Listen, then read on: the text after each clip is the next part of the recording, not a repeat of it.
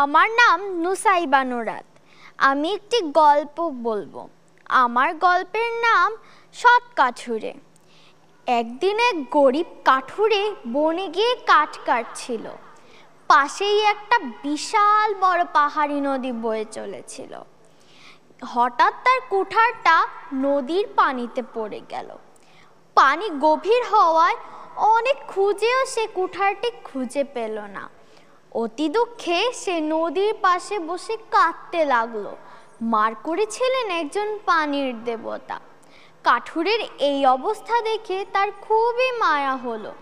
তিনি কাঠুরেকে বললেন, ভাই তুমি দুঃখ করো না, আমি তোমার কুঠার খুঁজে এনে দিচ্ছি। এই বলে তিনি পানির মধ্যে ডুব দিলেন। কিছুক্ষণ পর পানির দেবতা একটা সোনার কুঠার নিয়ে কাঠুরেকে দেখিয়ে বললেন, এই নাও তোমার কুঠার।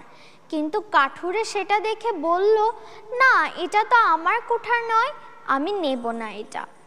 দেবতা তার কথা শুনে আবারও পানির মধ্যে ডুব দিলেন এবং একটা রূপার কুঠার নিয়ে কাঠুরেকে দেখিয়ে বললেন, এই নাও তোমার কুঠার।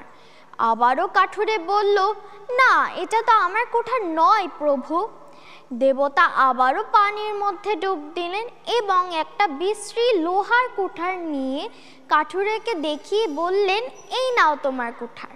কাঠুরে আনন্দে চিৎকার করলো, হ্যাঁ হ্যাঁ হ্যাঁ, এটাই আমার কুঠার, দয়া করে আমাকে দিয়ে দিন প্রভু। কাঠুরের সততায় দেবতা মুগ্ধ হলেন। সোনা ও রূপা উভয় কুঠারই পুরস্কার হিসাবে দিয়ে দিলেন এবং অনেক অনেক আশীর্বাদ করে চলে গেলেন। এই গল্পটি থেকে আমরা শিখলাম সততার পথই সর্বশ্রেষ্ঠ পথ। ধন্যবাদ।